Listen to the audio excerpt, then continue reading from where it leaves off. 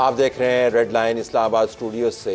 आज के प्रोग्राम में हम बात करेंगे जनरल फैज़ हमीद रिटायर्ड, जो बेताज बादशाह रहे 6 साल तक तकरीबन पाकिस्तान के अंदर। उनके हवाले से एक संजीदा इल्ज़ाम कोर्ट के सामने आया, जिसके अंदर ये कहा गया कि मुबैना तौर पर रियासत के वसाइल बरूएकार लाते हुए उन्होंने किसी मुकम्मल हाउसिंग सोसाइटी के ऊपर कब्ज़ा करने की कोशिश की। कोर्ट ने यह दरख्वास्त निपटा दी और कहा कि मुतल्लिका फोरम से रजू करें बशमूल डिफेंस मिनिस्ट्री, और अगर वहाँ से आपको फिर रिलीफ ना मिले तो फिर हमसे रजू करें। इस पर भी बात करेंगे और हम इस पर भी बात करेंगे कि पाकिस्तान तहरीक इंसाफ के जो स्पोक्स पर्सन हैं रऊफ़ हसन साहब, उन्होंने एक शदीद ख्वाहिश का इजहार किया है कि पाकिस्तान तहरीक इंसाफ की मिलिट्री इस्टेब्लिशमेंट के साथ ताल्लुकात जो हैं वो बेहतर होने चाहिए।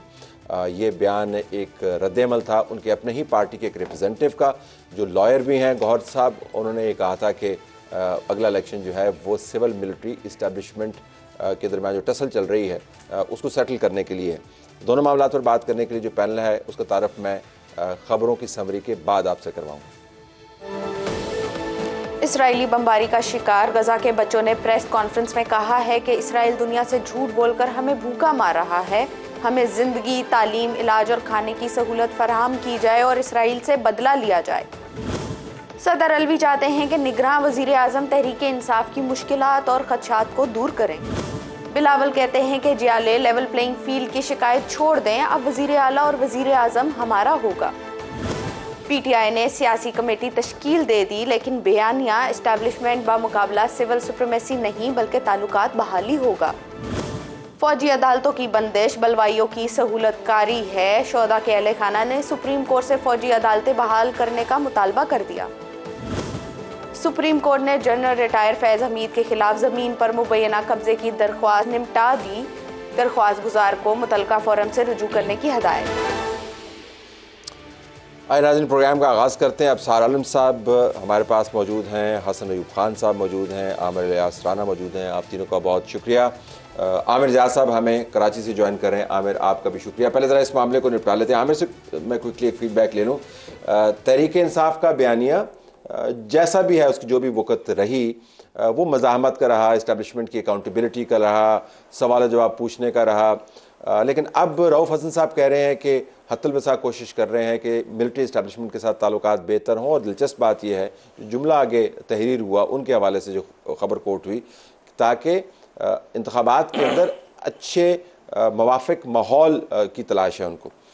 इज़ इट सरप्राइजिंग या आपके ख्याल में सरप्राइजिंग नहीं है ये?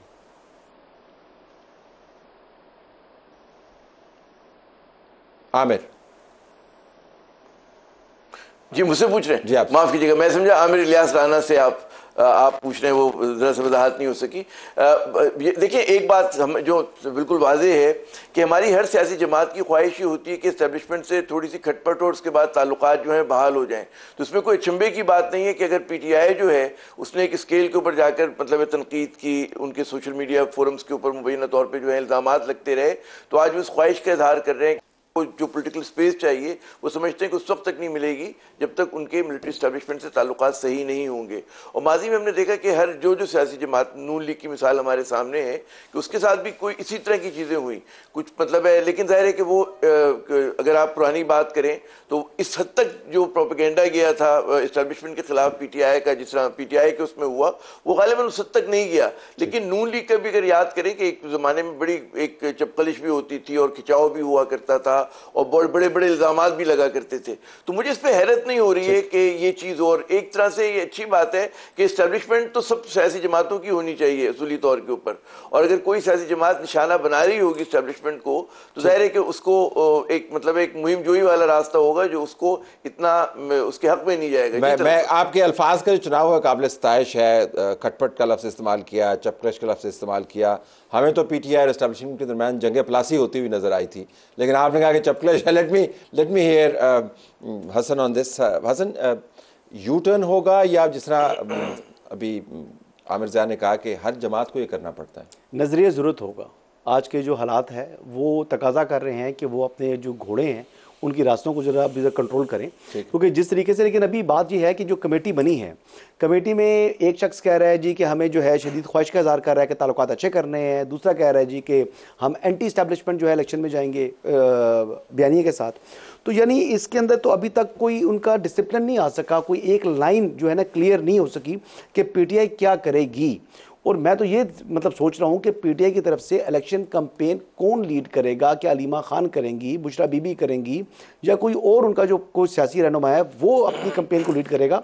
तो बाज़ाहिर इस वक्त जो है वो यानी क्या सर है कि आप कर सकते हैं, लेकिन आपको तजाद नजर आ रहा है इस वक्त। तजाद तो बहुत बड़ा है। यू टर्न करने के लिए भी आपको पास स्पेस होनी चाहिए। हमें से जिस किसी ने भी गाड़ी चलाई है उसको पता है कि यू टर्न जो है इतना शार्प भी नहीं होना चाहिए, अगर इतना शार्प हो तो फिर आपकी टक्कर हो जाती है सामने वाली गाड़ी उलट भी जाती है, उलट भी जाती है। तो ये उल्टाने वाला यू टर्न है, क्योंकि अब तो स्पेस बिल्कुल नहीं है, कंसिडरिंग कि अडयाला जेल से उनको पैगामात किस किस्म के मिलते हैं, इंस्टिगेशन किस किस्म की मिलती है, और अब ये पैगाम कि हम जरा मुवाफिक माहौल पैदा करें। स्पेस है।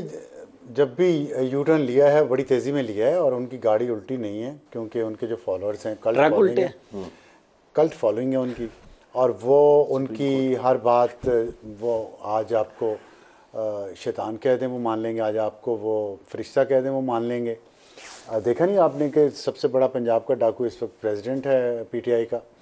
एक मिसाल तो नहीं है, बहुत सारी मिसालें हैं, लेकिन फ़र्क एक ये है कि अब उनको वो सपोर्ट नहीं रही, उन पे ट्रस्ट वो नहीं रहा इस्टेब्लिशमेंट का, इस्टेब्लिशमेंट के पिलर्स का जो रवायती तौर पे जिसने उनको कायम रखा हुआ था।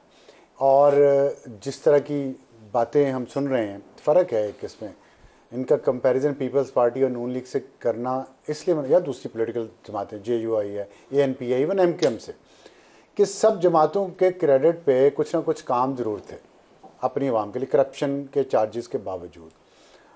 लेकिन पीटीआई के क्रेडिट पे काम कोई नहीं है। 10 साल आप केपी में इनकी हुकूमत रही है, उसका मुवाजना आप सिंध से कर लें। सिंध में करप्शन का बहुत इल्ज़ाम लगता है ना कि सिंध में बड़ी करप्शन हुई है, बलूचिस्तान में हुई है। आप केपी का मुवाजना इन दोनों सूबों से कर लें, पंजाब से तो खैर हो ही नहीं सकता। फिर उसके बाद करप्शन का इल्ज़ाम इन पे भी है, कारनामा कोई है नहीं, और करप्शन के इतने ज़्यादा इल्ज़ाम हैं कि पुरानी करप्शन है तो कुछ लगती नहीं है इसके सामने। और तीसरी जो आखिरी बात है, जो 9 मई को उन्होंने किया है, और जो जहन साजी की है पूरी एक नस्ल की, गालियों वाली जो उनको चीज़ें सिखा दी हैं, हर एक के गिरबान पे हाथ डालना, मारना, जलाना, आग लगा दो। शेख रशीद साहब अब उसको कह रहे हैं कि लानती किरदार है, वो खुद ही मारने जलाने का कहते रहे। ये जो किरदार, ये जो कैरेक्टर है किसी सियासी जमात का, वो बड़ी सियासी जमातों का ऐसा नहीं था। एमक्यूएम का थोड़ा सा था लेकिन बहुत महदूद था। उसके बाद गुड कॉप बैड कॉप, आधे लोगों को कह दिया कि लड़ाई करें और मोटिवेट करें, और एक को कह दिया कि भाई ज़रा दुआ सलाम भी रखें।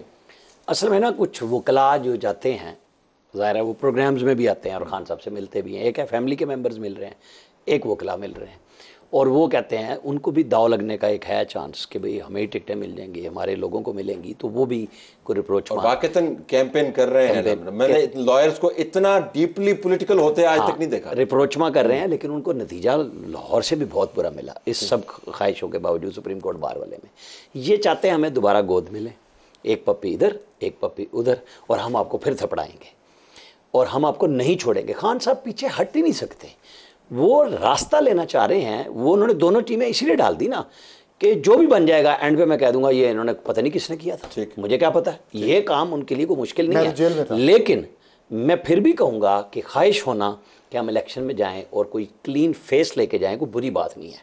पीटीआई बतौर जमात अगर रहना चाहती है, मैं तो बिल्कुल बहुत अरसे से कह रहा हूँ कि खान साहब को खुद को पीछे हटा के कुछ लोगों को इख्तियार देना होगा। देखे ना, नवाज शरीफ ने दिया, आज लोग बहुत शाहिद का कान पे बोलते हैं कि एक बनाया था वजीर आजम वही गले पड़ गया, दूसरा उन्होंने सदर बनाया शहबाज शरीफ कि वो बचा हुआ है, उसके ऊपर इल्ज़ामात फैमिली से आते हैं। लेकिन कि जब आप कुछ, उसने अपने आप को नहीं रखा कि मेरी पार्टी चलती रहे, वो आया, ये कहीं पे किसी अपने बंदे पे ट्रस्ट के लिए तैयार नहीं है। यानी इख्तियारात हों और लोगों को यकीन हो कि ये फैसला करके जाएंगे तो वो जेल में इसे इंडोर्स करेंगे, नहीं वो आखिरी अथॉरिटी नहीं देते। यही मसला है। लेकिन खान साहब को अब समझ आ रही है कि अब वो सुप्रीम कोर्ट के ऊपर उनकी उम्मीद है, और कुछ दिनों के बाद वहाँ से अब ज़ाहिर है अगले हफ्ते शायद ज़मानत का केस लग जाए, और वहाँ सरदार तारिक साहब का ही बेंच है वो जो इस तरह के केसेस सुनता है। मतलब जो मेरी इतला है कि वहाँ पे ये सारे वहीं जाते हैं। अदालत पे क्या होगा नहीं होगा मुझे नहीं पता, लेकिन ये नहीं छोड़ेंगे किसी को। अच्छा जरा वापस आए आमिर, अभी स्पेस की हम बात कर रहे थे। वाकईतन ये टू लिटिल टू लेट है। जो कुछ हो चुका, जो कुछ कहा जा चुका, जो कुछ अपने हमशीरा के जरिए कहलवाते रहे, जो कुछ अपने ऑफिशियल ट्विटर अकाउंट पर अभी तक कह रहे हैं, उसके बावजूद मेरे ख्याल में एक डेस्परेट किस्म का और कंट्राडिक्टिव मैसेज इसरा हसन भी कह रहे थे, मुतजाद मैसेज जो है अपनी पार्टी के रैंक्स को कंफ्यूज करेगा।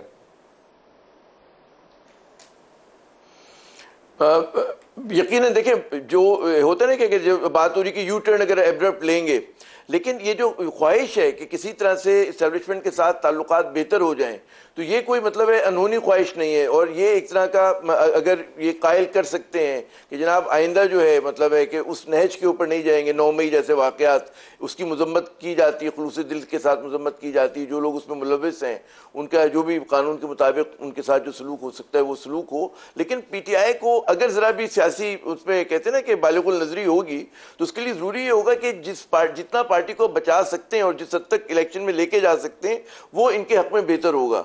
चाहे वो इमरान खान उस वक्त जेल में हो, जेल से बाहर हो, जमानत पर हो, उनको किसी ना किसी पे भरोसा करना पड़ेगा। अगर वो अपने खानदान के किसी फर्द पे करते हैं तो फिर ये जो हमेशा तनकीद करते रहे नून लीग पर या पीपल्स पार्टी पे कि जी मौरूसी सियासत है, तो वो उनकी और इस जमात पर उन जमातों में कोई फर्क नहीं रह जाएगा। तो लेकिन उनके साथ ये भी बड़ा मसला है कि उन्होंने जिस पे भरोसा किया वो उनका साथ छोड़ के चले गए, तो वो किस पे भरोसा करेंगे? वो ना कहते ना कि ना जाए रफ्तन ना पाए मानदन वाला उनका हिसाब हुआ है। तो यकीन है, लेकिन ज़्यादा एक आइडियल सिचुएशन यही होगी PTI के लिए कि जो लोग उनके मुलविस नहीं है इस किस्म के इल्ज़ामात के अंदर, उनको आगे लाया जाए और वो अपने लिए अपनी राह निकालें। एक क्लीन PTI इलेक्शन लड़े, जीरो से खड़े होने से बेहतर है कि आप जो है वो आगे तो आते हैं, मसला सिर्फ ये आगे तो आते हैं, ऐसे लोग आगे तो आते हैं, लेकिन मसला ये फिर वो आगे चले जाते हैं, वो किसी और जमात के अंदर चले जाते हैं, तो हैव दिस प्रॉब्लम। लेकिन हसन, ये एक जुमला बड़ा दिलचस्प है, PTI की क़यादत पहले से ही भरपूर कोशिश कर रही है, और ज़रा मुझे आप सबकी मालूमात से ही मुस्तफ़ीद होना होगा अगर आपके इल्म में है कि मिलिट्री इस्टेब्लिशमेंट के साथ जो राब्ता ख़त्म हुआ दोबारा बहाल हो जाए ताकि 9 मई के बाद के वाक़यात की जो सूरत हाल है और हालात से मुकाबला किया जा सके। भरपूर कोशिश क्या हो रही है अभी? Do you know anything? Any कोशिश? कुछ भी नहीं हो रहा। भरपूर कोशिश, भरपूर ख्वाहिश है। यानी और देखें बात ये है कि जी कि मतलब किस मुंह से रब्ता करेंगे। यानी इन्होंने कहा मिस्टर एक्स कहा, मिस्टर वाई कहा, डर्टी हैरी कहा, हैंडलर कहा, मीर सादिक, मीर जाफ़र कहा, जानवर कहा, फिर उन्होंने कहा जी कि फिर उनके ऊपर FIR के इंदराज करना चाह रहे थे, यानी अपने ऊपर जो उनके ऊपर हमला हुआ उसमें उन्होंने कहा जी कि नॉमिनेट कर रहे थे DGC को। यानी किस मुंह से आप करेंगे? यानी आपने देखें आपके मुल्क के अंदर कुछ हकीकत है, आपने हकीकत को तस्लीम करना चाहिए, और अगर वो हकीकत ना भी होती, अगर आपके पास कुछ सबूत था, ठोस सबूत था, तब तो आप FIR के लिए एप्लीकेशन दे सकते थे। लेकिन तमाम की तमाम पार्टी ने यक ज़बान होकर कहा जी कि उन पर FIR दर्ज करें। उनका अपना जो चीफ मिनिस्टर था उसने कहा जी मैंने FIR नहीं देनी। और फिर उसके बाद सुप्रीम कोर्ट के हुक्म के ऊपर FIR का इंदराज हुआ, और वो FIR जो है वो IG जो कहते पंजाब थे उनको कहा जी कि आप जो है जो FIR रजिस्टर करके कल सुप्रीम कोर्ट ऑफ पाकिस्तान में जमा कराएं। और कौन थे chief justice? Chief justice Umar ताब बंदयाल, वही जो कि यानी उन्होंने जो जिनका बहुत प्यार था PTI के लिए। तो ऐसे ऐसे मुतालबात इन्होंने किए हैं, ऐसी ऐसी इनकी हरकतें हैं कि अब इनसे बात कौन करेगा? अगर मैं आपके जुमले में थोड़ा सा एक इजाफा करके और सवाल की सूरत में पहले आपसे फिर बाकी पैनलिस्ट के पास भी आता हूँ, सियासी मुंह कौन सा है ऐसा PTI का जो इस्टेब्लिशमेंट के साथ बात कर सकता है? हमें तो ख्याल था कि शाहमूद कुरैशी हो सकते हैं, उनका एक अपना मामला पड़ा हुआ है, परवेज़ इलाही के लिए बहुत अरसे तक कहा गया जी सियासी, अब तो खैर नहीं है, तो कौन सा? शफकत महमूद साहब बात करें, सियासी मुंह है, वो बात कर सकते हैं, उनके पास बात करने की उनको तमीज़ भी है। और शफकत महमूद साहब ने कभी भी वो रेड लाइन क्रॉस नहीं की, वो कभी भी इस तरह का जो है ना उन्होंने फजूल ऐसी बातें नहीं की, इल्ज़ामात आयद नहीं किए। एक ठहरे हुए इंसान है, वो बात कर सकते हैं। यानी अली मोहम्मद खान जो हैं वो कंपैरेटिवली उनसे काफ़ी बेहतर है जो बाकी लोग हैं उनके।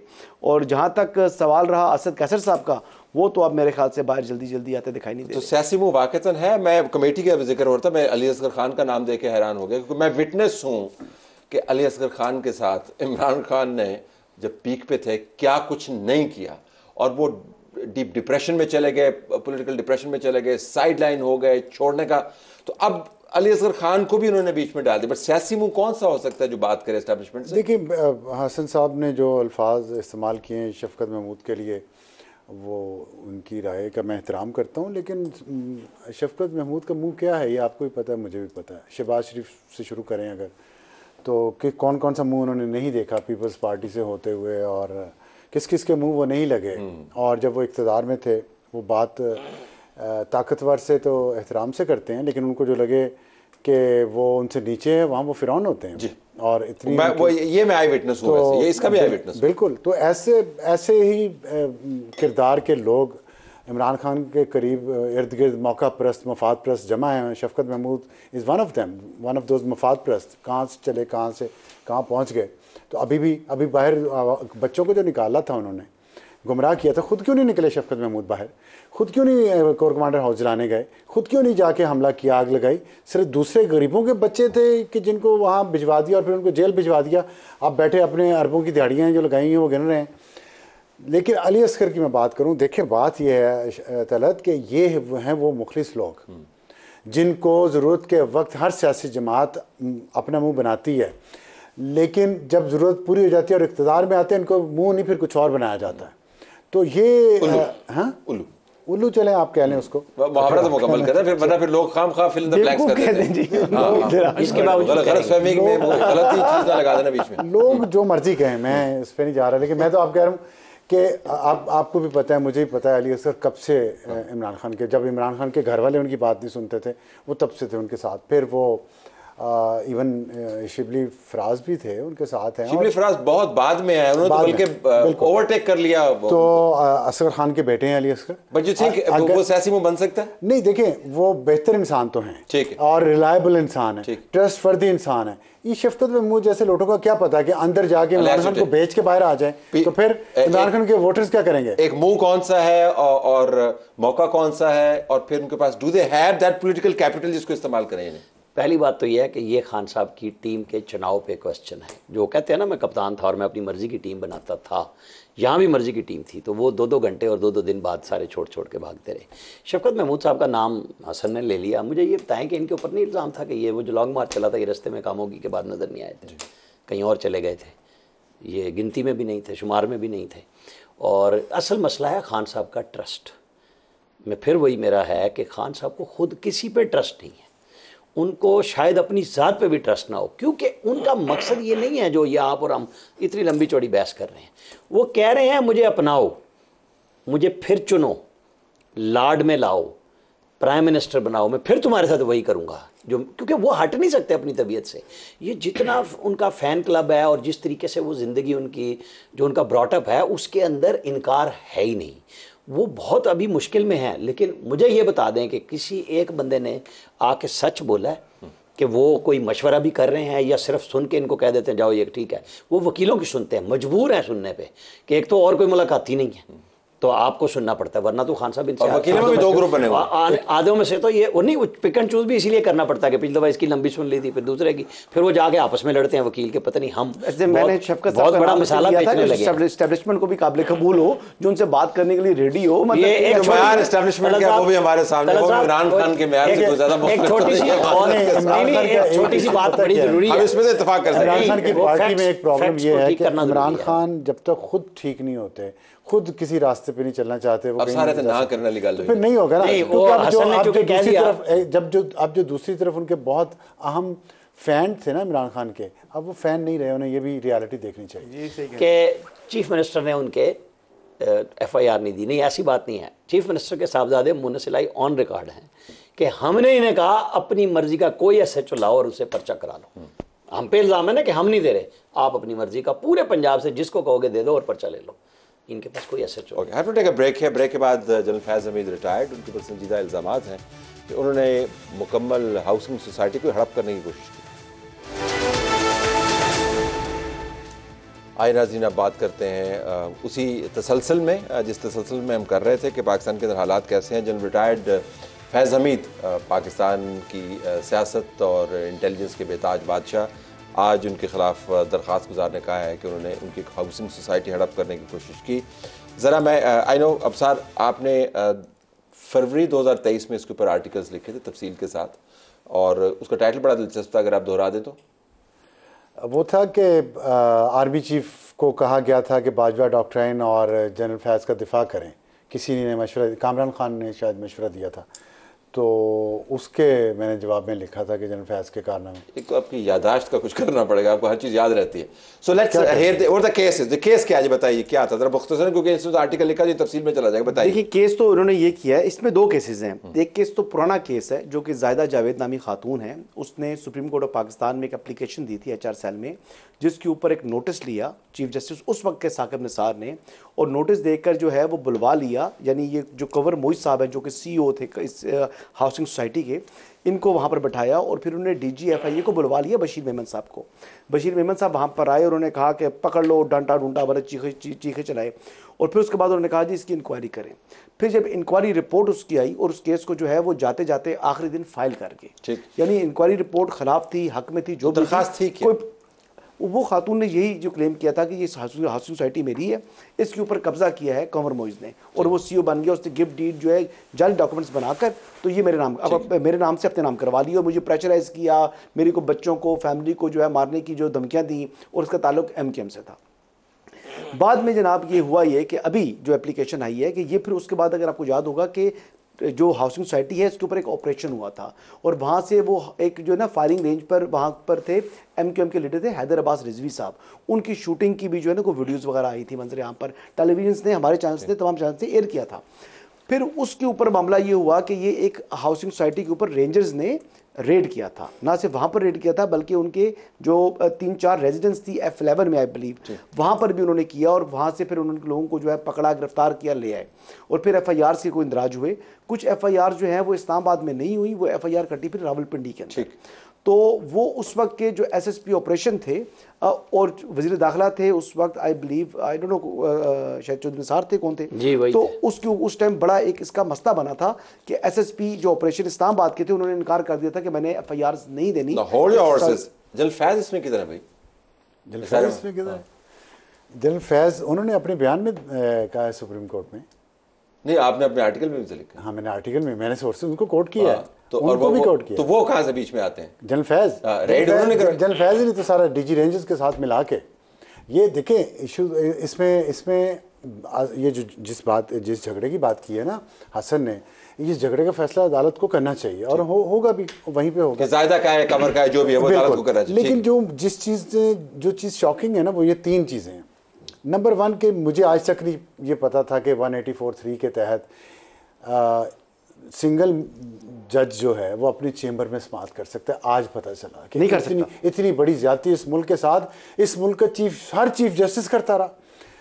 मैं क्या और आज जज साहब ने क्या कहा? हर नहीं करता रहा सर, उन्होंने सिर्फ साकिब निसार साहब ने किया। नहीं तो इफ्तिखार चौधरी ने की। नो उसके बाद सिर्फ साकिब निसार साहब को जो है ना ये चले ये एजाज हासिल है। तो देखिए, अच्छा दूसरी बात उन्होंने ये कहा कि HR सेल जो है इसकी कानून में कोई गुंजाइश नहीं। तो ये HR सेल तो बना उस दौर का।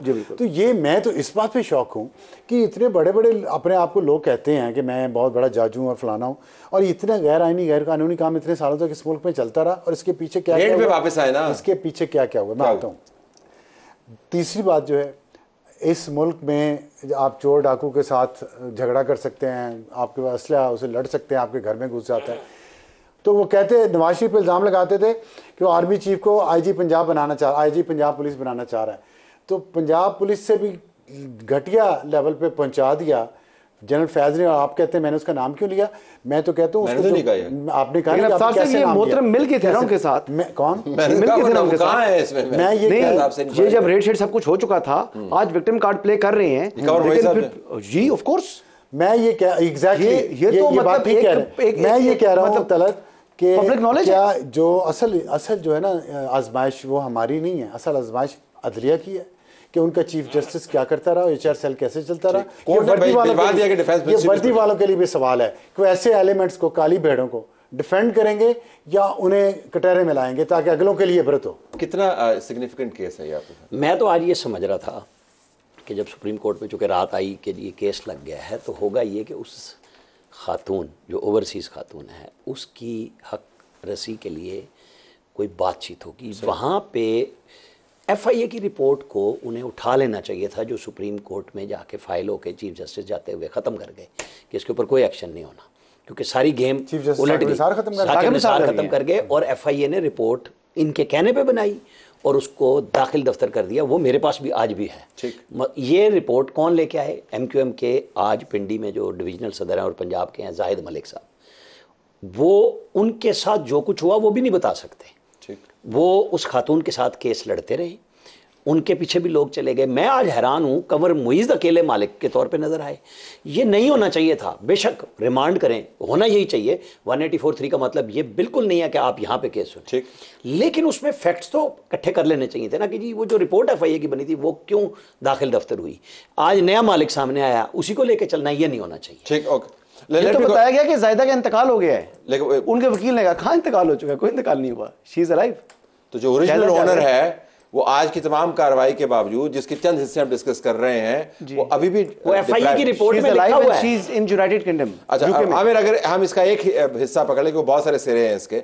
ये जो अभी बात हुई कि साकिब निसार साहब जो है वो सिंगल जज जो है वो अपने चेंबर के अंदर इस किस्म के मामला निपटा रहा है, और आज जो जज साहबान हैं सीनियर तरीन, वो हमें बता रहे हैं कि इसका कोई ना सियासी ना आइनी सर पैर है, ना कानून का कुछ छाता है इसके सर के ऊपर, इस सेल के ऊपर, और ना ऐसे होना चाहिए।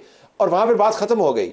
शुड बी नॉट डिबेटेड कि ये किस तरह की कोर्ट्स चलती रही हैं पाकिस्तान के अंदर, कैसे फैसले होते रहे। नहीं, बिल्कुल डिबेट बिल्कुल होनी चाहिए, और मेरे ख्याल में इस पे जो ज़्यादा बेहतर इज़हार ख्याल कर सकते हैं वो कानूनदां कर सकते हैं। वो कहूँ मैं जिस तरह की मैंने जर्नलिज्म की है, तो मेरे इतना उसमें कहते हैं ना लीगल मामलात में मैं ज़रा कमज़ोर हूँ, ज़रा नहीं बल्कि बहुत ज़्यादा कमज़ोर हूँ। लेकिन ये जो पूरा केस जैसे अफसार बता रहे हैं, इल्ज़ामात बहुत संगीन हैं, और इल्ज़ामात की धुन में ज़ाहिर है कि पूरा का पूरा बाज़ लोग जो है कि इंस्टीट्यूशन को डिस्क्रेडिट करते हैं, वर्दी पे सवाल उठा रहे हैं, कि जो कि मेरे ख्याल में अभी भी पाकिस्तान में अगर कोई इंस्टीट्यूशन है कि जिसके बारे में लोगों को एक एतमाद होता है, तो वो पाकिस्तान आर्मी है। वो मतलब आपकी एजेंसीज हैं, उसमें ठीक है लोगों को मुख्तलिफ सियासी जमातों को शिकायत हो सकती है, उनके वर्कर्स को हो सकती है, लेकिन मैं एक अमूमी तौर पर अगर मैं बात करूँ तो उसका ये कह देना, और फिर जो अदालत ने जो वो किया, पोजीशन ली है कि रेलिवेंट क्वार्टर में जाएं, तहकीकात हों, उसके बाद अगर मतलब उनके अंदर अकाउंटेबिलिटी का बड़ा मजबूत प्रोसेस होता है विद इन द आर्मी और सिक्योरिटी फोर्सेस में हमारे, तो वो लोग कोई फैसला कर लें। उससे पहले सिर्फ इल्ज़ामात को, मतलब इल्ज़ामात की बुनियाद के ऊपर, क्योंकि मैं इस केस से फेमिलियर नहीं हूँ, लेकिन इल्ज़ामात की बुनियाद पर आप पूरे इंस्टीट्यूशन को कोई भी वो कहने लगे कि जी इसमें ये मिसाल है, उसका मतलब है पूरी की पूरी जो है फौज या ISI या उसका इस तरह का मशकूक किरदार हो गया, तो मेरे ख्याल में ज़रा सा हमें एहतियात का दामन नहीं छोड़ना चाहिए हाथ से। जनाब ज़रा इसके ऊपर थोड़ी सी बात कर लेते हैं कि जो काली भेड़ों की निशानदेही है, चाहे वो जर्नलिज्म के अंदर हो, चाहे वो ब्यूरोक्रेसी के अंदर हो, चाहे वो जुडिशरी के अंदर हो, सियासत के अंदर हो, वो इंटेलिजेंस की दुनिया में हो, आर्मी में हो, वो बहुत ज़रूरी है क्योंकि इदारों को बचाना होता है। लेकिन ये बहुत सीरियस इल्ज़ाम भी है, इसमें real estate business profit billions भी इन्वॉल्व हैं, और रियासत के वसाइल भी इस्तेमाल हुए हैं। क्योंकि आपके आर्टिकल में पढ़ रहा था कि शायद वो पहले किसी गलत घर में चले गए थे और उसके बाद फिर वो दूसरे घर में गए, फिर उन बंदे को पकड़ा, फिर उसको तहखाने में रखा, फिर उससे करवाया, सारा कुछ तफसील उसके अंदर गई हुई है। सो आपका मुद्दा क्या है कि फिर अब डिफेंस मिनिस्ट्री इसको टैकल करे, ये क्रिमिनल केस हो, क्या हो? नहीं देखें, ये मेरा ये मुद्दा नहीं है। ये तो सुप्रीम कोर्ट ने आज फैसला कर दिया है कि डिफेंस मिनिस्ट्री को रिडेम्पशन के लिए क्या कि आपके पास 3 प्लेटफॉर्म है, आप जाएं उनमें से किसी को एग्जॉस्ट करें। मेरा ये इशू नहीं, मैं तो इसको इंटेलेक्चुअल लेवल पे देख रहा हूँ। ठीक कि आपने अभी बात की सहाफ़ियों की काली भेड़ों की, मैं सहाफ़त की किसी काली भेड़ को कभी डिफेंड नहीं करूँगा, आप भी नहीं करेंगे, कोई भी नहीं करेगा, करना भी नहीं चाहिए। असूली तो हमारा मज़हब क्या बताता है कि आप किसी गलत इंसान का साथ ना दें, और गलती देखें तो हाथ से रोकें, वरना ज़ुबान से रोकें, वरना दिल में बुरा कहें। और यहाँ तो कॉन्ट्रडिक्शन बहुत बड़ी है ना तला साहब। फ़ौज जो है वो ultimate defender of this country, यही हम बचपन से सुनते हैं ना, हमारी वो क्या सरहदों की मुहाफिज नहीं, साथ एक और भी है कुछ, जनरल ज़ियाउल ने नजरियाती भी बना, नजरियाती और जोग्राफियाई सरहदों की मुहाफिज। अब क्या नजरिया, मैं अपने घर में बैठा हूँ, फ़र्ज़ करें मैं बैठा हूँ और मैं इस उम्मीद पे बैठा हूँ कि मेरे इर्द गिर्द पुलिस भी है, फ़ौज भी है इस मुल्क में और मेरी हिफाजत के लिए, और वो मेरे घर में घुस जाते हैं। अब मिसाल क्या कायम की जनरल फैज़ जैसे लोगों ने जो इतने बड़े ओहदों पे बदकिस्मती से पहुँच जाते हैं। मेरे उस आर्टिकल को अगर आप पूरे को पढ़ें, ये पहले से भी, ये जनरल पाशा के दौर से ये काम शुरू हो रहा है, जनरल ज़हीरुल इस्लाम के दौर में ये काम होता रहा। ये किधर लेके जाते हैं पैसे लूट के ये, और वर्दी में, उस वर्दी की जिसकी हुर्मत जिसमें मट्टी का रंग है जिसमें, और शहीदों का खून है जो वर्दी को लगता है उसमें ऐसी काली भेड़ें, उन शहीदों के खून की तौहीन है ये लोग। दैट्स प्रिसाइसली द पॉइंट जिसको हाईलाइट करने की जरूरत है कि आपको इंस्टीट्यूशनल क्लिनजिंग की जरूरत है। ऐसे वाकयात जब सामने आ जाएं तो ये कौन सा फोरम बेहतर रहेगा? देखिए मेरे साहब में तो एक तो अदालत का है और एक चीफ ऑफ आर्मी स्टाफ का है। ठीक, इन दोनों का मतलब सुप्रीम कोर्ट ने 184(3) पे चूंकि एक पोजीशन लिया और उसके पीछे भेजा है। जब इस तरह के एलिगेशंस हों, और फौज का जो आमिर ज़िया साहब भी बात कर रहे थे कि एक मैकेनिज्म है तो वो हमें नज़र आना चाहिए। वो हमें क्यों पॉलिटिकल में नज़र आए या किसी चीज़ में आए, वो हर चीज़ में आए जहाँ पे किसी के ऊपर भी उंगली उठे तो वहाँ पे आनी चाहिए बात कि जी हम इन्वेस्टिगेट कर रहे हैं। आज सुप्रीम कोर्ट में हमारे एक्स DGI के ऊपर बात हुई, प्रोग्राम पे हो रही है, नहीं हम इसको सुनेंगे। बहुत सारी चीज़ों में है, मतलब वो कोई कैद तो नहीं है जनरल फैज़, मतलब बड़े लोग बात करते हैं। ये पिछले दिनों एक शादी पे सारे इकट्ठे थे, जनरल फैज़ भी थे, चीफ ऑफ आर्मी स्टाफ भी थे, मुलाकात नहीं हुई, हाथ नहीं मिलाए, लेकिन टेबल एक इधर थी एक इधर थी, सारे लोग इकट्ठे थे और ये कोई समाजी राब्ते ख़त्म नहीं हुए। लेकिन जब उस पर बात होती है तो फिर उसकी सैंक्टिटी उन्हीं के लोगों की जिम्मेदारी है। मैं तो नहीं जाके कर सकता ना उसके ऊपर, ये चीफ ऑफ आर्मी स्टाफ को करना चाहिए। नहीं, मेरी बात सुने, मामला किसके सामने था? नहीं, मामला किसके सामने था? सुप्रीम कोर्ट में था ना, तो फैसला करते हैं ना किसके लिए बैठी? नहीं, मुझे आज भी सुप्रीम कोर्ट की समझ नहीं आई कि आया कैसे है। सुप्रीम कोर्ट क्या करने बैठी हुई थी वहां पर? भाई यही तो मैं कह रहा हूँ, आज सुप्रीम कोर्ट का काम था ना फैसला करें। देखिए मैं चीफ जस्टिस जो है उनका बेहद एहतराम करता हूँ, लेकिन मेरे ख्याल से चीफ जस्टिस को उनके दाएं बाएं के किसी जज ने बार बार को ऐसी बात की कि जनाब हाथ होला रखें। वो उनको फिर जो है उनके कहने पर वो बेंच की भी बात माननी पड़ती है। वो कहते हैं ब्रेक के बाद फिर जी तो इस तरह की बात हुई है। तो बात ये है कि फैसला करने जजेस बैठते हैं, फिर फैसला नहीं करते। अब फैसला उन्होंने किया है, उन्होंने भेज दिया जी कि डिफेंस मिनिस्ट्री को भेज दें। जी भाई आप भी तो फैसला कर दें ना। फिर फैजाबाद धरना केस वाला मामला भी है, उस पर आप ही फैसला कर दें, आप उस पर अमल दरामद करवा लें, या आप कहते हैं हाई कोर्ट को डायरेक्ट करें कि इस पर जो है इंप्लीमेंटेशन रिपोर्ट जमा करवाएं। क्लोजर कुछ भी कर सकते हैं, ये जो कुछ भी कर सकते हैं। भेजा है ना, आप क्यों भेज रहे हैं वज़ारत दिफा को? फैसला करें। आप कह रहे थे ना कि क्या इसका आगे वे फॉरवर्ड है, जो आर्मी एक्ट में है जो है कि वो उनको दोबारा बहाल कर सकते हैं फौज में और फिर उनका कोर्ट मार्शल हो सकता है अगर ये इल्ज़ामात सच साबित हों तो। ये एक मैकेनिज्म मौजूद है। ये तो आज एक शायद जज साहब ने, एडिशनल अटॉर्नी जनरल ने बात की, तो एडिशनल जी बोल रहे थे, लेकिन बात ये थी कि वो भी चाह रहे थे ना कि यहाँ पर फैसला ना हो तो चला जाए वहाँ पर कहीं और। लेकिन माजी में राहील शरीफ ने भी बहाल किया था कि कोर्ट मार्शल करेंगे। NLC वाला इशू था, लेकिन PSC से एग्जांपल्स मौजूद है। आमिर क्विकली लास्ट राउंड हम करना चाहते हैं। तो बुनियादी तौर पर ये मामलात इन अ वे जुड़े भी हुए हैं क्योंकि इमरान खान जो है वो जनरल फैज़ को ही आर्मी चीफ बनाना चाह रहे थे। वो एक अजीब व गरीब किस्म का गुंजल है पाकिस्तान की तारीख के अंदर, और हर मोड़ के ऊपर एक गुंजल आपको खड़ा हुआ नजर आता है। तो अगर हमें क्लोजर करना है तो इन तमाम तनाज़े जो सामने आ गए हैं, कानूनी तौर पर आए हैं, सियासी तौर पर आए हैं, उनको क्लोज किए बगैर हम आगे शायद नहीं बढ़ सकते। आपका इसके ऊपर क्या है रद्द अमल? देखिए बिल्कुल, जब तक कहते हैं ना इंस्टीट्यूशनल का जो अपना इंटरनल मैकेनिज्म है और पाकिस्तान आर्मी के अंदर वो अकाउंटेबिलिटी होती है। राहील शरीफ साहब के दौर की बात अभी हो रही थी तो उन्होंने तो मिसाल भी बनाई थी, कई लोगों को उन्होंने सजा भी दिलवाई थी कि जो करप्शन में जो इन्वॉल्व थे। तो मेरे ख्याल में इतने स्ट्रॉन्ग उनके प्रोसेसेस हैं और अकाउंटेबिलिटी होती है कि जो ज़ाहिर है कि अगर उन्हीं के जनरल्स पे इल्ज़ाम आते हैं, उनके ऑफिसर्स पे इल्ज़ाम आते हैं, तो उसको मेरे ख्याल में जैसे कोर्ट ने कहा कि जी डिफेंस मिनिस्ट्री जाए या फिर आर्मी चीफ खुद नोटिस लेकर इसकी इंक्वायरी करें, वो एक ज़्यादा बेहतर रास्ता है। और जब तक मतलब है कि ये चीज़ साबित नहीं हो जाती, मैं बिल्कुल है कि इसको वी हैव टू स्पीक, कहते हैं ना ट्रुथ जो है वो पावर के सामने बिल्कुल बयान करें, लेकिन साथ साथ जो है ये भी एहतियात हमें करने की जरूरत है कि एक आध शख्स की वजह से पूरे इंस्टीट्यूशन को मिलाई ना कर रहे हो। क्योंकि यहाँ पे जो आर्गुमेंट हो रहा है ना कि हम आर्गुमेंट ये कर रहे हैं कि एक शख्सियात की वजह से जो इंस्टीट्यूशन की बदनामी होती है उसका क्लोजर करने की जरूरत है। इनफैक्ट और जर्नलिज्म में भी हम यही करना चाहते हैं कि जो काली भेड़े हैं उनका मुहासबा हो, ब्यूरोक्रेसी में भी हम ये करना चाहते हैं, सियासत में भी ये करना चाहते हैं। The whole idea is this कि चूंकि इनकी वजह से बदनामी हो रही है, चुनाचे इनका एहतसाब करने की जरूरत है। इससे बड़ा कोई और एजेंडा नहीं। But towards the end if I could ask, ये बड़ी मेरे लिए हैरान कुन बात है कि जो साहब आज दावेदार बने और विक्टिम बने, वो शायद इस मामले के सबसे बड़े बेनिफिशियरी हैं। जी एग्जैक्टली। और दूसरी बात बताऊँ आपको कि जो मौजूदा आर्मी चीफ हैं, जब ये सारा वाकया हो रहा था उस टाइम वो DGMI थे, तो ये मुमकिन नहीं है कि उनके इल्म में ये मामला ना हो। ये सारा का सारा इशू हम 100% श्योर DGMI जो है वो तो मोस्ट इन्फॉर्म पर्सन होता है, तो उनके डेफिनेटली इल्म में ये सारा का सारा इशू होगा। और बात ये है कि इस मामले में मिनिस्ट्री ऑफ डिफेंस को भी, यानी जो सेक्रेटरी डिफेंस है या जो भी उनका जो भी सिस्टम है उनका, उस सिस्टम को हरकत में आना चाहिए और जो दूध का दूध है पानी का पानी करें, चीज़ें सामने लेकर आएँ, ट्रांसपेरेंसी दिखाएं और बताएं कि जी ठीक है, सेल्फ अकाउंटेबिलिटी भी अगर है तो ये है जी सेल्फ अकाउंटेबिलिटी, और हमने करके दिखाई है। Final thoughts from you and Fair enough. Fair enough. You agree with that?